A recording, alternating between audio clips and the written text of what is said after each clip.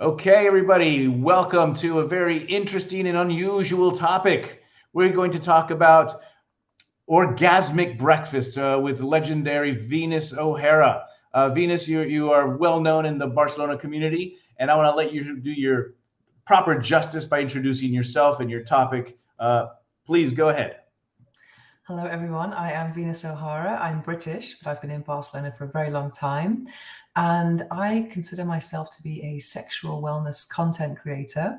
I sometimes say orgasm activist, but I'm now kind of getting into more lifestyle spaces as well. So sexual wellness lifestyle content creator is kind of what describes me, even though that's a lot of words. And I've been in this business for 13 years. I left my job in luxury real estate to set up a blog, venusohara.org. And from there, I had no plan. And then it organically and orgasmically evolved. And very soon after its creation, I started to get book deals and media deals in Spanish media, which was amazing. And especially since I didn't study journalism and I'd never written in Spanish before. So that was interesting. So I wrote for GQ, for El País. And I also published 3 books in Spain. And then I started to receive lots of free sex toys because of my media profile. And in parallel, a sex toy shop in Spain asked me to produce sponsored content on my own personal blog. So I put 2 and 2 together and made sex toys my primary source of income. And then I started to produce stuff in English, and I've gone international. I have a YouTube channel, a podcast, and so it's constantly growing. Okay. Well, I have read about you and I have read your articles. You're actually in the Barcelona Metropolitan with your latest article. Can you talk to us a little bit about what you're now trying to shift into? Because I think it's very interesting.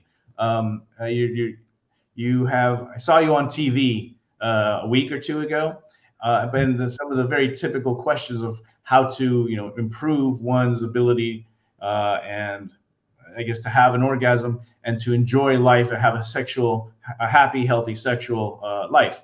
But I think you're also turning your business into another slightly different direction. Can you talk about that? Yeah, well, recently I started to give workshops, and my idea is to turn these workshops into Airbnb experiences. And just I'm really into repurposing content now because I have a huge body of work. I have, hundreds of articles that I've written over the years. So I'm kind of repurposing old articles into audio format and trying to sell those. And also focusing on sexual wellness and giving workshops that will become also courses. And I want to, I practice sex magic. So I want to actually create a course for sex magic. It's something that I've really relied on over the last 5 years to gain success in my life and balance. And I've considered myself to be a sexual expert for many years. But after 9 years as a sexual wellness content creator, I discovered the book Think and Grow Rich by Napoleon Hill, which is the best-selling success book of all time, written in 1937. If anyone hasn't read it, I highly recommend it. And it's timeless. So the information is absolutely timeless. And I came across a chapter in it called The Mystery of Sex Transmutation. And me as a sexpert was saying, hey, why is there a chapter about sexuality in a book about success? I was very intrigued. And it talks about how to harness and channel your sexual energy and towards your goals, your non-sexual goals in life. And I found this fascinating. But at the same time, it was a form of orgasm denial, which I can't do because my main job now is testing sex toys. I have sex toys all over my desk here. I mean, here's just one, So I went down the rabbit hole of looking into sexual energy manifestation, and I came across sex magic, and it's basically using your orgasm, your orgasmic energy to manifest. So at the time of orgasm, you would think about something in specifically you want to manifest. Okay, can you share an example of sexual transmutation and how it's purposeful orgasms? I guess is what you were saying. Well, let's imagine everyone has a goal. Let's say it could be a professional goal. It could be a personal life goal. Let's imagine it's professional. Let's imagine it's a new apartment. I know lots of people in Metropolitan want to manifest new apartments. Is that correct? You said that real estate was one of the most popular topics. Well, with sex transmutation, let's imagine which let's imagine one day, because transmutation means from one type of energy to another. So there's no sexual act in this. So let's imagine one day you're at your desk and you feel horny. So instead of actually using porn or masturbation or something like that, or engaging in any type of sexual activity, you would maybe use your breath and your thoughts and maybe just try and kind of help the energy go up your body, and then you'd actually start looking at apartments and start booking viewings. So the action you make is one that's related to your objective and not something sexual. So that would be an example of sex transmutation. It could be, if you want to become an author, it could be writing those emails to publishers or actually writing your book. So you're using your sexual energy in a kind of elevated form to do whatever it is that you want to manifest, or even going to the gym, or even trying to find a partner, sending those messages on the dating app, anything like that. But so you can do it on a train. So it's not even a sexual act. But if you want to do the same thing, but with orgasm, it's basically indulging in, it could be masturbation, it could be partner sex, it could even be group sex. But I do this as an individual practice, sex magic. So sex magic is the same idea in that you're using sexual energy to manifest, but you do have a sexual outlet. So imagine at the beginning of a session of masturbation, I think, I want that new house. Then during the session, I would just enjoy my fantasy. But right at the moment of orgasm, I get back to that new apartment, and just kind of explode at that moment. So you're thinking it into the universe. Exactly. Yeah. And you've also used the term making an orgasm cosmic. Is this what you're referring to? Well, I think cosmic orgasms can be when you're really, because for me, masturbation is a very mental process. I do not watch porn or anything like that. It's not a visual process, it's a mental one. And sometimes you can be really in the moment when maybe combining these techniques with binaural beats, which are special frequencies of music that can help you to reach elevated states, or even breath work or crystals. And sometimes you can feel that there's a white light above you, and you're kind of having this journey through the cosmos when you're having an orgasm, because it's so profound. So I've had experiences like that, which are unique. Can and you even with people as well. Mm-hmm. What does a day in the life of a sexpert look like? Can you share what that would be? I'm just enjoying my morning routine now, because I was very tired yesterday because I didn't sleep that much on Thursday night after I gave a workshop in Soho House it was called Orgasms. And I couldn't really sleep after. And so yesterday I was so tired. So I just got up only half an hour ago, 9 o'clock. I tried to use a toy in my bed, but then the battery went out, which is not something that happens normally. I have all these toys, and the ones that are nearest to me are just not charged, which is very frustrating. But then the first thing I do in the morning is I get my tarot deck and I choose my card of the day. And today it's temperance. And I look online and see, what does that mean for the day? So today I need to be grounded, and because I'm very up in the air and high energy today. So today I need to be focused on grounding. And then I put some music on, and I go to the kitchen and I make my orgasmic breakfast. And here we have protein bread with peanut butter. Protein bread is the best thing ever, because I'm on a high protein, low carb diet at the moment. So it's nice to enjoy the carb effect without the carbs. So it's made of seeds and lots of things. It has a lot of protein, bread, and peanut butter. And without the carbs. I like that. Sorry? The carb effect without the carbs. Yeah, exactly, yeah. So you can enjoy bread, because everyone loves bread, especially toast and warm bread. It's nice. And here I have a smoothie bowl. It's not my best smoothie bowl. I'll usually, because I'm going to a farmer's market now, because it's Saturday, to get my fruits for the week. But this is soy milk, coconut yogurt, and wheat germ on top with sunflower seeds. I usually have more toppings, but I go to an incredible farmer's market in front of Arc de Triomphe every Saturday. And it's a great way to actually buy your organic produce direct from farmers. It's amazing. So that's why I'm kind of like down on my fruits right now. And here I have, hang on, a cup of tea with turmeric tea with lemon, turmeric root, which is amazing. Turmeric is so good for you. I don't have any painkillers in this house. It's all natural stuff. And turmeric root is just amazing for anyone who has any type of chronic pain or inflammation.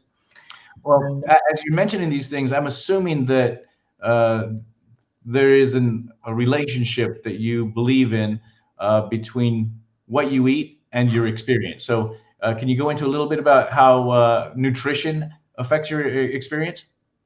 It can affect so many things in a good and bad way. For example, just starting out dating, it can be, I'm a vegan, so it can be a real pain to be a vegan when you're dating, because I remember once years ago, I was out with a guy in Gracia, and we just looked at the menus of these places, these random restaurants, and I was like, no, can't eat here, no, can't eat. And I enjoy the experience of food.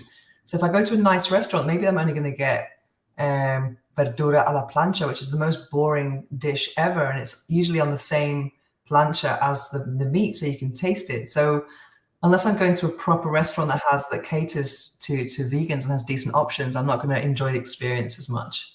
So that's something that's very, very frustrating. And also you're coming across as a very fussy person and not a foodie. So it's really important to kind of do your research on where to go. And I have this amazing app called Happy Cow, which I highly recommend. It's an incredible vegan app, and you can find out even vegetarian restaurants and vegan restaurants, or restaurants with vegan options. That's the first part.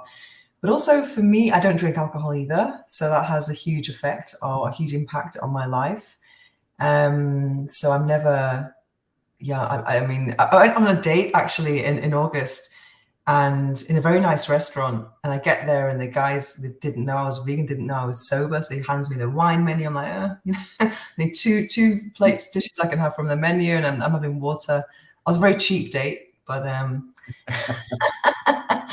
but still, it just seems that you're not sharing the entire experience. And then I think there is lots of relation between maybe food and energy and bloating, and perhaps that's something you have to watch out. If you're having lots of raw foods, you can bloat quite easily, and that's not sexy. You just don't feel good.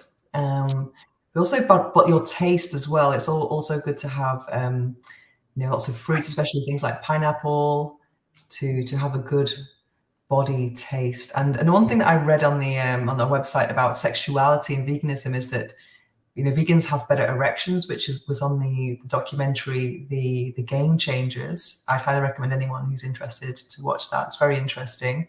The Game Changers. And also women lubricate more. So I never use lubricant. I don't understand why everyone needs so much lubricant. I mean, I'm juicy. So I don't understand that. And apparently vegans are juicier. So that's I can definitely say that's true for me. Well, there's a quote for you.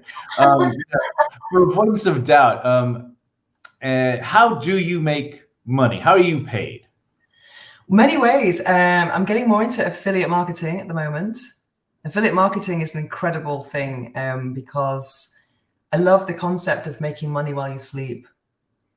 And affiliate marketing, meaning other websites will help you promote your product, and in return, if somebody clicks, say, on a banner or an article, it drives to your website, and a sale is consummated, then there's a commission split. Well, I'm doing it a different way because I am promoting other people, so I have zero risk. I do not have stock to sell or anything like that. So I have a website that has 13 years of authority in the sexual wellness space. So that's a lot of time, but that's a lot of authority, because in this time, lots of people have created web shops and then they've disappeared, or blogs or whatever. And I've got good staying power and like a good vegan erection in the market. And so I do lots of affiliate marketing. So I have banners. I have a few banners, not too many, because I think it looks a bit trashy if you have too many banners and confusing. But I have links in articles that go to affiliate platforms. And I made a special effort to really affiliate my website this summer, just to increase. And also I started out as an erotic model many years ago. So I was really into erotic photography. I wasn't just the model, I was also the art director. I had very specific ideas of how I wanted to be seen and what I wanted to express. My blog initially was a fetish blog with 50 fetishes. It had a massive fetish glossary. I have so many photos. So my whole body of work is behind a paywall. And it's interesting because I haven't actually updated it for a long time. I haven't done any new photos for a long time because I moved to a penthouse apartment in Attica, which was freezing. So I just stopped. It was just too painful to do photos. And that was in 2018, 2017. But at that moment, it's interesting because that's 4 years ago now. But I sell way more. I get way more sales from that ever since I stopped updating it. Because I think the more clothed work you do, the more mystery there is about the erotic photos. But they're not explicit. They are kind of artistic and fetish. So I have this on my website. It's Venus O'Hara's members area. So on any post, you can see a link to it. But I don't try and advertise it too much. It's kind of like there in the corner. And also I get donations as well from Buy Me a Coffee and PayPal, which is really cool. The other day I woke up and I had someone bought you 15 coffees. So cool. I really appreciate that. I also I do sponsored content, and I do give workshops. I have many, many ways. I do product consulting as well. So I have a lot of ways of actually making money. But what I really want to do now is create a course about sex magic, because I've been giving workshops about it. I know that the workshops I give are very popular because people like to know that there is a higher purpose about sexuality. It's not just about pleasure or procreation. It's actually a real use, a practical use that people can apply that energy to their day-to-day lives in a way that's not sexual. Okay. And so what is, say, one of the bigger challenges in your line of work? I think having so many different things to do, overwhelm. I think there's a huge thing. So obviously I'm making videos, I'm writing, I have a podcast. So I think creator burnout is one thing. And just getting organized to do everything. I think social media is also a challenge for me, because that's an extra thing of an extra area that requires my energy. So I try to kind of structure my day. For example, I have a very nice breakfast, and then when I'm having my tea, I read a book. And the book that I'm reading is always related to my work somehow. It's going to become content somehow on my social media, or maybe I'm interviewing the author or something like that. And then I start with my emails, and I try to do every day, let's say 1.5 hours of emailing in the morning. I don't think it's good to be too responsive throughout the day. So I think you waste a lot of time that way. I think it's good to have a set amount of time where you just, because I mean, I'm receiving emails from the US and from China. So the morning is quite important. I might have received emails, from when I was asleep. So that's kind of a good time to get it all done. And then maybe later in the day, I'll go back and some more emails. But to be constantly being interrupted by emails, I find that really disrupts my flow, because then after that, I want to spend an hour doing social media where I'm sharing all the content that I've created. Because that's another thing. One thing is doing the content, making the content, but then you have to actually promote it in different ways on all the different platforms. And then I maybe make little snippet videos for TikTok or Instagram Reels. And then then I have my lunch at home. Then I go to a co-working, usually the Cervix to the cover, which I absolutely love. And from there, I do content creation. So I'm writing, or I might make videos at home as well in the day. So some days when I put makeup on, I'm making videos, and the days that I don't, I'm writing. So I'm trying to do it that way. So it's kind of content creation in the afternoon and admin in the morning kind of thing. Okay. And if there's one thing that you might, if you could change about your industry or your line of work, what would that be? I think there's lots of hurdles and obstacles in sexuality. So you have to kind of really navigate things very carefully. You have challenge with conversations with people in your line of work? I wouldn't say that. I just think I don't have the same options as other people in terms of Facebook ads or something like that, because anything, you have to kind of go around things in a different way and in a more subtle way. So I think that's quite a challenge. But at the end of the day, I wouldn't want it any different, because I don't like to be exposed myself to too much sexual content. And yeah, so that's I'm not sure what I would change. I just want more work. Okay. And is there anything that you'd like to share that you haven't talked about, that you'd like to promote about the work that you're doing with Sex Magic? Or what is it that Sex Magic, what do people benefit? How do they benefit by Sex Magic workshop? Well, I think people understand that the power of sexuality, so that changes your whole perspective on sexuality. It changed mine. It also changed my masturbation practice. Before this, it was just pleasure triggers, whereas now it's a bit more practical. I'm thinking about what I want to achieve in life. And as I wrote in the article in the Metropolitan, I mean, it's not just about lying in your bed and masturbating and expecting things to happen. That's one thing that can kind of prime your mindset. On top of that, you have to take action, and you have to kind of let go and surrender, not be so attached to your desired outcome, which is very powerful. So I think it's about the mindset. And there are many ways to alter or your mindset, such as affirmations. I also do sex magic, listening to affirmations, because that's a great time, because when you are sexually aroused, your brain is like a sponge. It's really good for neuroplasticity. So it's a good time to actually get this information into your subconscious. So it's a really great tool that we're not really using. It's like our audio. We don't really imagine in our minds, we can recognize so many singers' voices, and we remember lyrics to songs. We don't really use this ability to our advantage. Imagine how much you could revise for an exam if you used your aural capacities more. And I think it's the same with sexuality, using it as a tool, and then you kind of overcome maybe shame as well. So I think not in my case, but I think for some people, they just see it as something shameful they don't really share.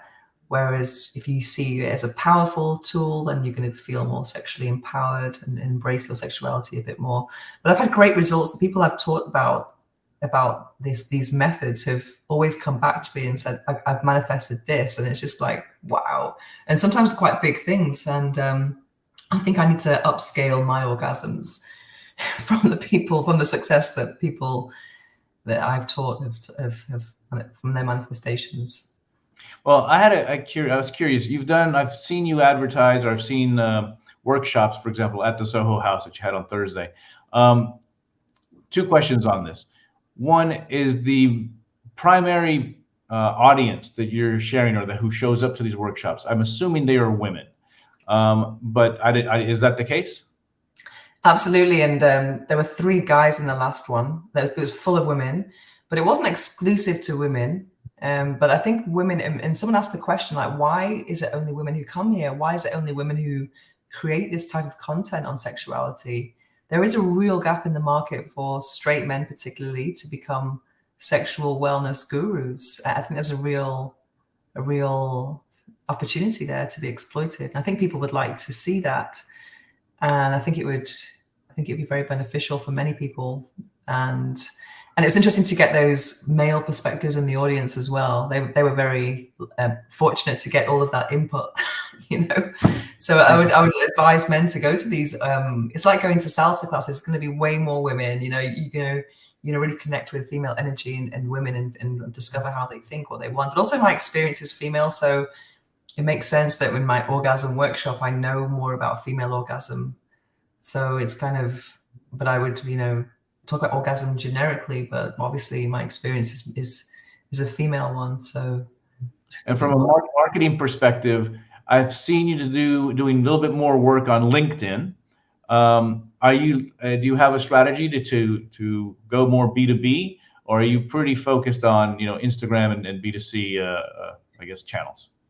I'm totally B2B, to be honest. I mean, the individuals are not paying me for my services, and only if I get an affiliate sale or something like that. But in general, I like that model of B2B more, and providing something free, a free resource for the seas kind of thing. I like that idea more. And just recently I was talking to a friend about creating an event, and do we charge the individuals, or do we get a cut from the establishment? And I would rather a cut from the establishment, so everyone feels as though they're getting something for free, and they get a drink and there's a couple of euros. That's for me. That kind of thing appeals more to me. For example, all the value I'm giving with sex toy reviews and comparisons, no one has to pay me for that, and I like that. Well, that's actually very interesting, because a lot of the challenges you talk about, they're applicable to any organization. I mean, event management can be tricky. I know running an event in Barcelona, for example, is very different than running one in Madrid. The amount of time, I know Barcelonians tend to like to sign up at the very last minute, which can make it quite challenging for the organizer, as well as doing whether you get a percentage of the till or do you charge? Because a lot of times if you do a free event, tons of people sign up and then you get a high no-show rate. But that's for many organizations. I don't know if that's the case for you. The other question that I had is, are there any particular typical questions that either you were asked and you like to answer, or questions that you were asked and you try to avoid? Not really. I mean, most people are asking me questions about which sex toy to buy. For example, with Satisfy, which is the brand I work most with, they have some very similar products. Let's say there's a product called Curvy 1, Curvy 2, Curvy 3, and then people, they have this overwhelm, like, what do I buy? I have no idea. So they would come to me, and even though they've seen the individual reviews that I've made of those products, they're asking me on Instagram, which one should I buy? So I've spent a lot of time answering these questions, but now I have a code where they get a discount and I get a cut. So it's making it a bit more beneficial for me. So I've overcome that challenge, because otherwise there's a lot of messages to answer. I have to answer all of the comments on YouTube, all of the Instagram comments and messages, and all the emails. They're just coming in from everywhere, and then people can get really quite annoyed if you don't answer them. They don't realize how many messages are coming. It's quite a lot to handle. And also, that's something I would not want to outsource, because I do outsource as much as I can. I outsource graphic design, SEO, but there's things that only I can do. So that's the challenge for any content creator, I think. Okay. Anything else that you'd like to share? Because I think this is actually pretty. This is wonderful stuff to hear. Very fascinating subject in your line of work. But I want to make sure to give you the opportunity to promote yourself, and if there's any way that the readers of the Metropolitan can help you, please let us know. Well, yeah, I'm looking for more venues for my workshops in Barcelona, so that would be amazing as well. Because recently I have gone more international in my focus of work. Since 2014, I started my YouTube channel, and I kind of abandoned my local audience, and I'm kind of getting back into it recently. And I think it's kind of interesting, because I met this woman who's a real spiritual guru, and I said to her that I wasn't making money in Spain, it was international. And she said, don't say that, because you're blocking the flow of abundance. There is abundance in Barcelona. So now I'm kind of thinking, yes, there is abundance in Barcelona, and I want some of it. So that's why I'm kind of going to start making more of an effort to push my own affiliate codes with the local market people who are asking me questions. And I've also decided, after the success of my TV appearance last week, which generated a lot more Spanish followers, I'm going to start a YouTube channel in Spanish as well. And I think that's kind of important to reconnect with the local vibe. And yeah, and now I have to do my Instagram bilingual, because a lot of people are not going to understand. So that's a kind of a recent decision that this just come about over the last week.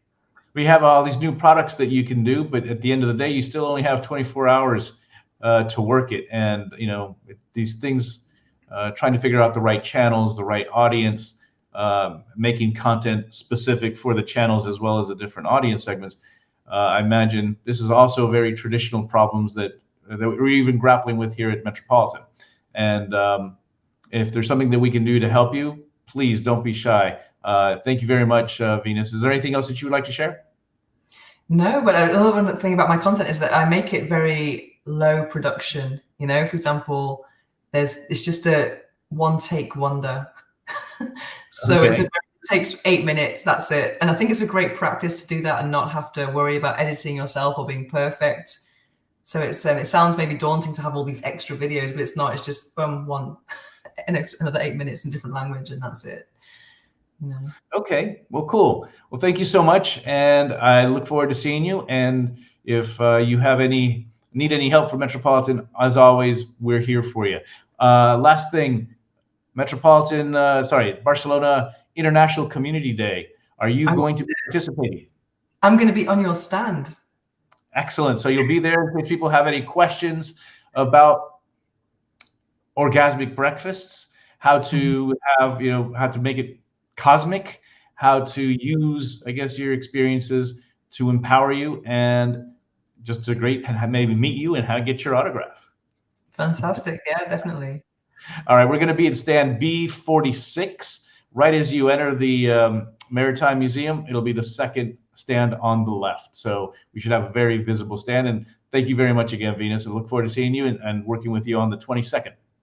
I'll be there at 3:30. Is that correct?